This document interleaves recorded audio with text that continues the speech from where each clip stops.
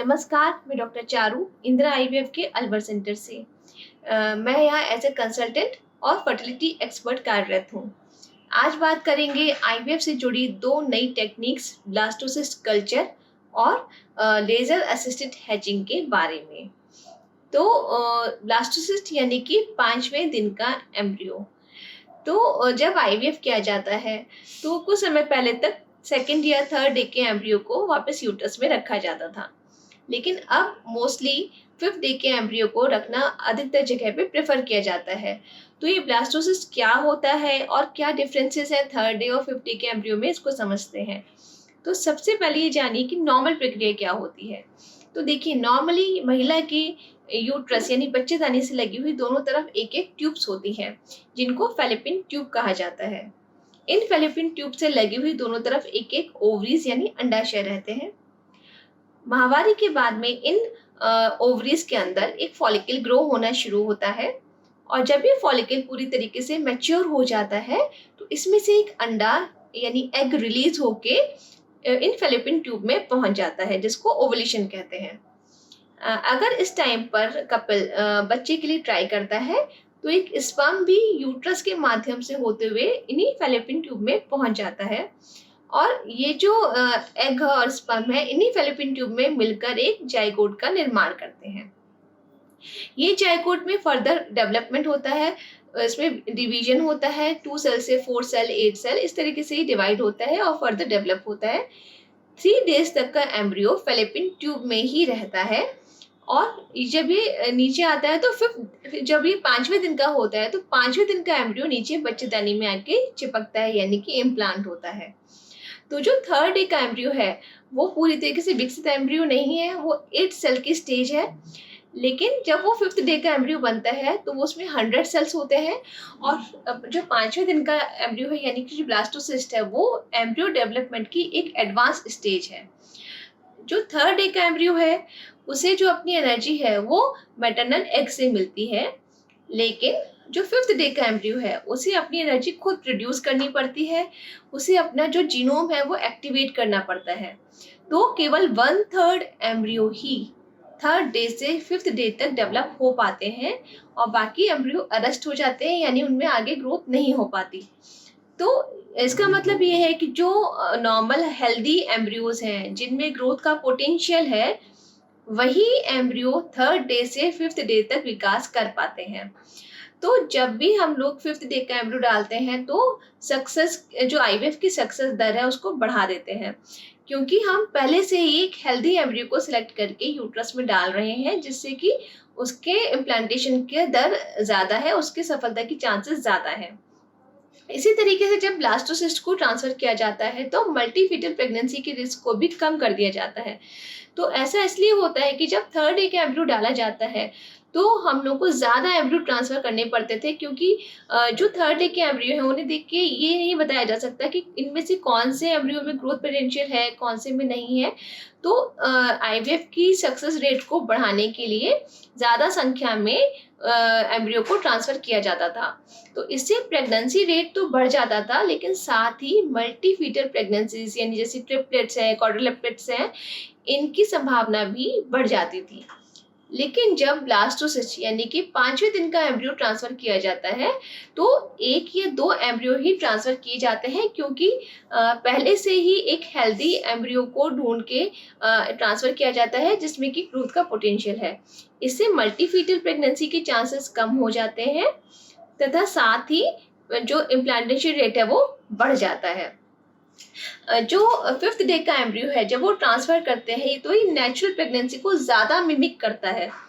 तो मैंने आपको बताया कि जो थर्ड डे का एम्ब्रियो है उसको जो है फेलिपिन ट्यूब में रहता है, यानी कि उसका जो नेचुरल होम है वो फेलिपिन ट्यूब है, और जब वो 5वें दिन का होता है तब वो आके नीचे यूट्रस में चिपकता है, यानी कि जो 5वें दिन का एम्ब्रियो है उसका नेचुरल होम यूट्रस यानी बच्चेदानी ही है। तो यानी जब हम 5वें दिन का एम्ब्रियो यूट्रस में डाल रहे हैं तो एक नेचुरल प्रेगनेंसी को ज़्यादा अच्छे से मिमिक कर पाते हैं, जिससे इम्प्लांटेशन रेट पहले से बढ़ जाता है। जो 5वें दिन का भ्रूण यानी ब्लास्टोसिस्ट है उसको कल्चर करने के लिए जो लैब कंडीशंस है वो बहुत आइडियल होनी चाहिए। इसके लिए खास तरीके की कल्चर मीडिया की आवश्यकता होती है और एम्ब्रियोलॉजिस्ट भी कुशल होने चाहिए ताकि ब्लास्टोसिस्ट को ज़्यादा अच्छे से डेवलप कर सकें। ब्लास्टोसिस्ट के साथ में एक और एडवांटेज है कि हम लोग इसमें प्री जेनेटिक स्क्रीनिंग कर सकते हैं। प्री जेनेटिक स्क्रीनिंग यानी कि हम इसमें जो एम्ब्रियो है उसकी बायोप्सी लेते हैं और उसके टुकड़े की जांच को जेनेटिक लैब में एनालिसिस के लिए भेज देते हैं। कुछ खास कंडीशंस जिसमें कि पेरेंट्स में कोई जेनेटिक एनॉमली है या पहले जो बच्चे हैं वो कंजेनिटल विकृत पैदा हुए हैं, ऐसी कंडीशंस में, या फिर जहाँ पे मैटरनल एज ज़्यादा है, जहाँ मदर की एज 35 साल से ऊपर है, ऐसे केसेस में डाउन सिंड्रोम्स की संभावना बढ़ जाती है। तो इस केसेस में हम लोग प्री जेनेटिक स्क्रीनिंग में एम्ब्रियो की बायोप्सी करते हैं और टुकड़े की जांच को जेनेटिक लैब में भेज देते हैं ताकि पहले से ही हेल्दी एम्ब्रियो को सिलेक्ट करके यूट्रस में रखा जा सके। तो ये जो बायोप्सी है वो 3rd डे के एम्ब्रियो पे संभव नहीं है और ये जो स्क्रीनिंग है वो 5th डे के एम्ब्रियो पे ही की जा सकती है।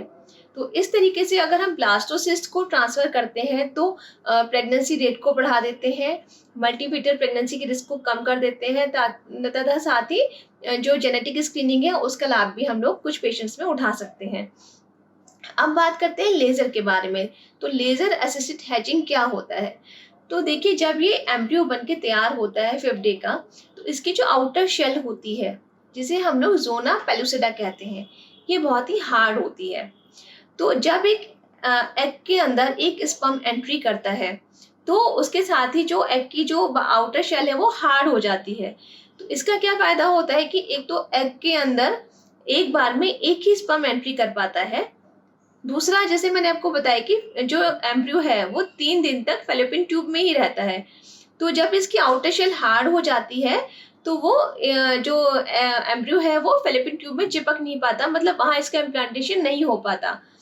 तो जब ये 5वें दिन का एम्ब्रियो नीचे आता है तो जो उसका आउटर लेयर है उसमें थिनिंग होती है, उसमें से ये एम्ब्रियो बाहर निकलता है और बाहर निकल के वापस बच्चेदानी से चिपक जाता है। तो ये जो लेयर है एम्ब्रियो की, ये कुछ केसेस जैसे कि पीसीओडी है या जहाँ पे मैटरनल एज ज़्यादा है या जहाँ पे बहुत ज़्यादा पहले आईवीएफ फेलियर्स हो चुके हैं, इन केसेस में हम लोग लेज़र असिस्टेड हैचिंग की मदद लेते हैं।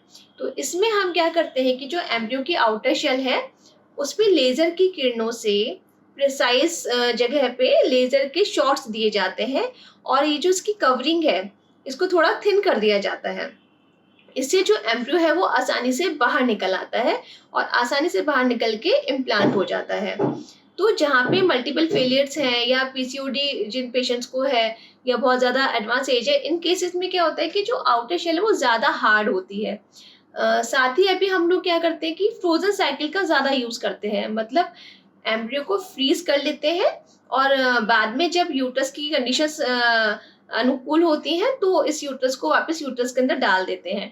तो जब एम्ब्रियो को फ्रीज किया जाता है तो कुछ केमिकल्स के द्वारा को यूज़ किया जाता है जिसके कारण ये जो जोना पेलुसिडा की जो लेयर है वो ज़्यादा हार्ड हो जाती है।